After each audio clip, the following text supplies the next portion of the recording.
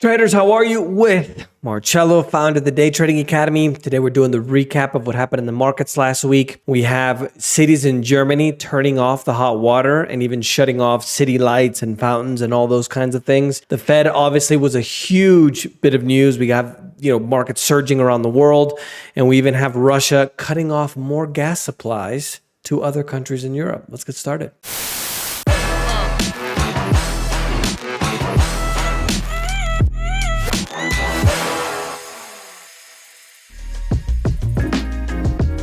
We need to go a little bit into history to explain what happened this week. Biggest piece of news was the Fed being the United States Central Bank, announcing that it wasn't going to raise interest rates as aggressively as before.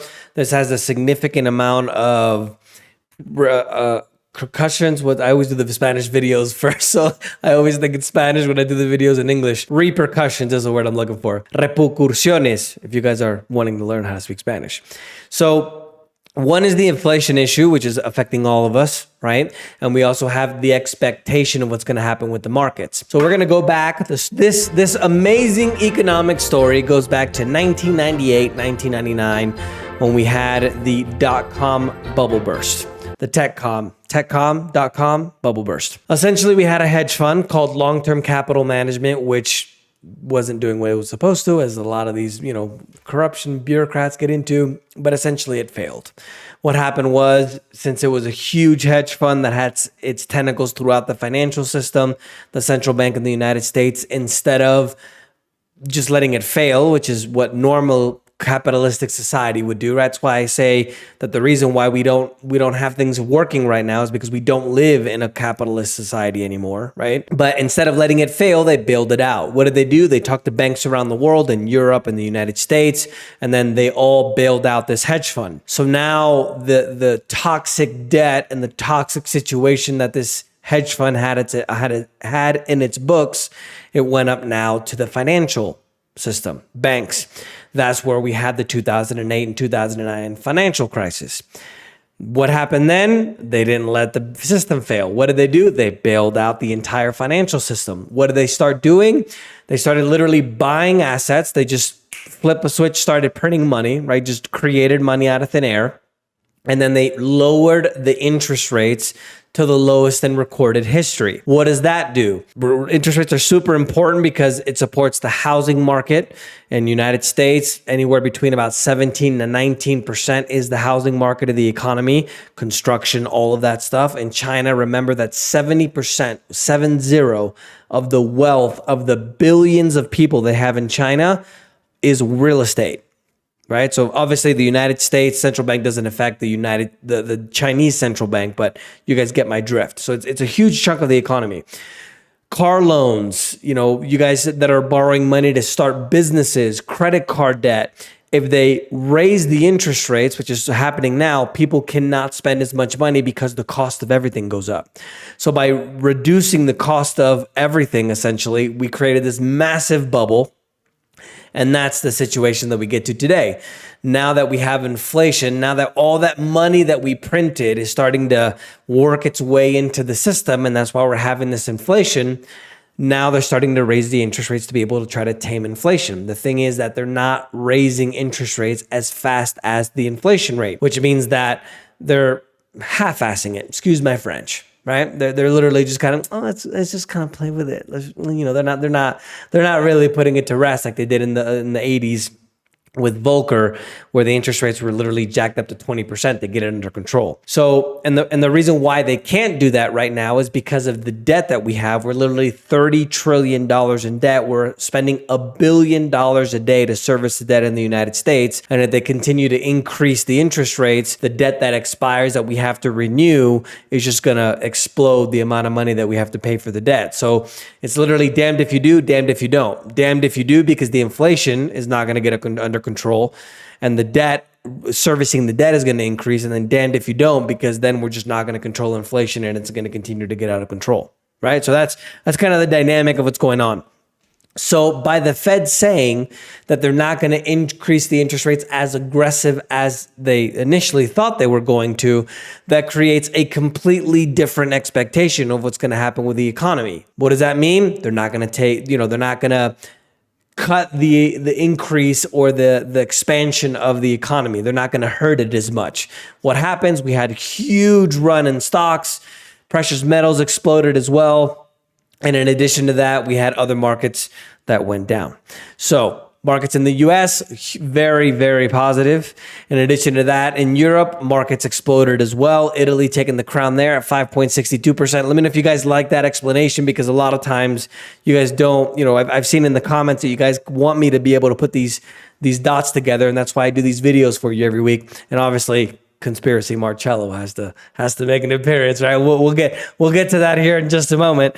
European markets, as I mentioned, mostly higher. Latin American markets, mostly higher as well. The Merval in Argentina went up over 7%. You guys should see now the Brazilian markets there. I leave it there for the guys that process the videos. Africa and the Middle East, mostly positive outside of Nigeria, which was negative 3%. And then Asia and Australia, the far, far east, well positive as well. Bitcoin and crypto news, we've had a great surge in crypto. Bitcoin, in addition to Ethereum, all the cryptos.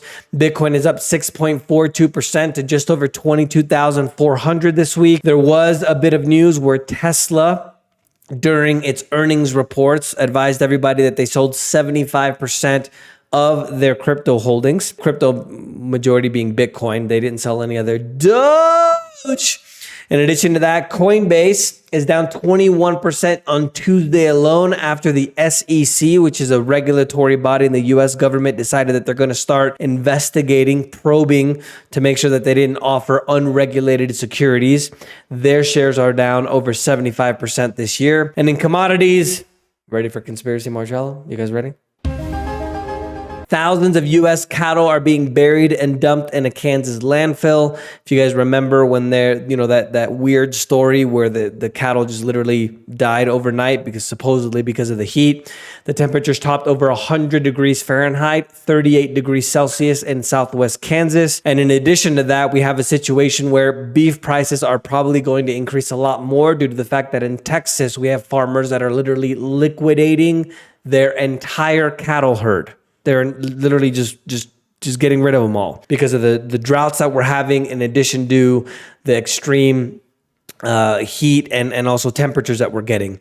Ground beef alone in June in the United States went up by 9.7%, and the total inventory of cattle has been reduced by 2% since July 2021. Ready for Conspiracy Marcello? I think they're doing it on purpose because obviously we should all eat crickets. We should all eat bugs. It's great protein. I mean, come on, guys. It's great. In Canada, they already started putting that cricket stuff in the mecato. That's how you say it in Spanish. The bags of chips and those kind of things that you get, just kind of snack food. That's what mecato means in Spanish. In case you guys ever need to use the word snack food in Spanish, it's called mecato. Russia surpassed Saudi Arabia as the largest crude oil supplier for China over the last 2 months due to the Western sanctions. Remember that China is the biggest importer of oil in the world. The Biden administration is going to sell an additional 20 million barrels of oil from the Strategic Petroleum Reserve. The SPR is now down to its lowest level since 1985. And remember, he sold it to that group that China supports. He essentially sold it to China because he's trying to help the United States and consumer. It's like we're literally getting just hit from every angle. U.S. crude up this week over 4%, went up to 98.62. Brent went up 0.74% to $103.97. The reason why we've had this situation where gas prices and oil has gone down a little bit over the last few weeks is because of the declining demand vis-a-vis the recession, although don't call it a recession because obviously we're going to change the name now of how we define things so it doesn't look bad. So, he's trying to take the credit for it when it's not really the case. Russia has cut off gas to the country of Latvia after cutting off the gas to Poland, Finland, the Netherlands, and Denmark. Hanover, which is a city in Germany, is shutting off its hot water to all of its citizens. They're also shutting off lighting in spotlights at public monuments and turning off fountains, which is probably going to be a more frequent theme in Europe as Russia continues to cut off all of the gas supplies. And precious metals, as I mentioned, with that good history that I gave you guys in the beginning, up for the week, because obviously if they're not going to increase the interest rates as fast, it means that the dollar isn't going to have as much demand, which means that the value of the dollar went down, which means that everything in the value of dollars, which is literally everything in the world, goes up in value. Gold went up 2.26% to $17.67, and my favorite, silver, went up 9.53% to $20.45. Remember a few weeks ago, I'm not a trading advisor. This is for educational purposes only. I can't give you any legal advice or trading advice or anything like that. But remember a few weeks ago, I said silver was financial and banking news. McDonald's is advising that their customers are trading down and buying value items as combos are increasingly unaffordable to the consumers. Wait for this. Remember that the inflation report was at 9.1%. Remember that even though if they were calculating the same inflation at the same way that they did in 1980, the actual inflation rate would be over 18%. An executive said that food and paper costs at McDonald's have gone up 12 to 14% for the year. And it warned that there's a lot of macro uncertainty over the future results as well. So you can see even the numbers from McDonald's are higher than the actual inflation rate that the government's providing. Russia and China are brewing up a challenge to the dollar dominance by creating a new reserve currency with BRICS. BRICS was once a coined term for the future of all these economies being Brazil, Russia, India, China, and South Africa. South Africa, not so much anymore. But they're now trying to create a new world reserve currency where people can buy this reserve currency, which is based on the basket of currencies of these countries. The IMF is also saying that it expects 2022 inflation at a rate higher than before. I never give you guys these stupid numbers that these global organizations report because they always end up changing them and they're never correct. Remember, before the 2008 crisis, the Ben Bernanke, which was the head of the Federal Reserve at that point, said, no, housing market is fine. Nothing's going to happen. And then we had the literal crash like a day later, a week later. Inflation in Argentina, in the Socialist Republic of Argentina, is up 64% over the 12 months. The forecast is that it's going to get to 90% by the end of 2022. How do you like that new economics that we're living through now? We literally voted for the exact same socialism that they're living in Argentina. And to combat inflation, the central bank has interest rates at 42.5%. Can you imagine that in the United States? Australian inflation hit a 21-year high in Q2. Evidence is growing as well that the Fed is falling behind on inflation because remember, if the inflation rate is at 9.1% and the United States Central Bank is putting rates at, they raised it 0.75% to 2.25 to 2.5%, that means that there's a gap between the two, which means that inflation isn't going to get any better because they're not putting interest rates higher than what the inflation rate actually is. Now, a good thing is that we're literally in a recession. So the technical definition for a recession is that we've had 2 quarters of decreased growth or contraction.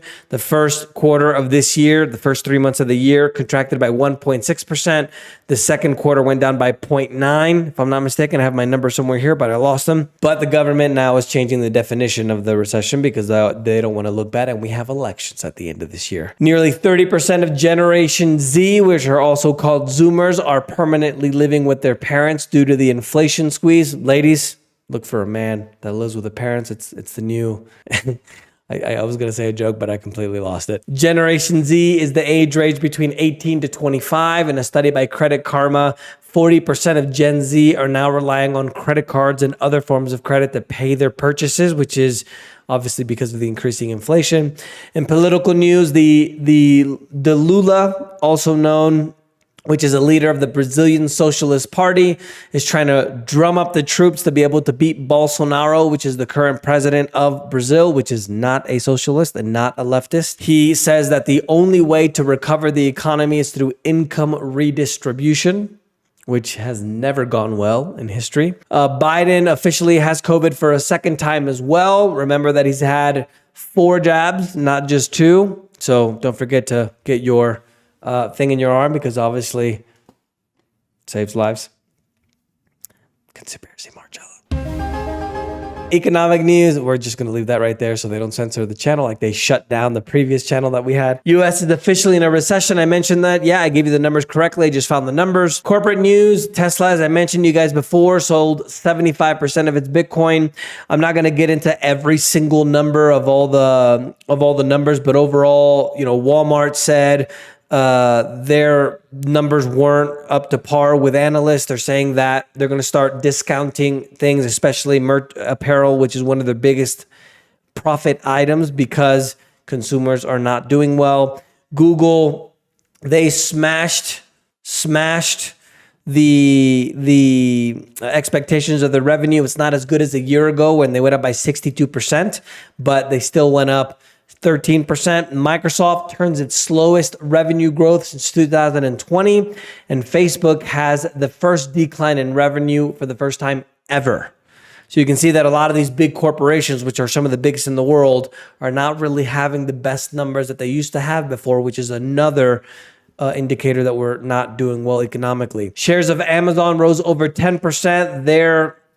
Their revenue growth was on par. They did really, really well.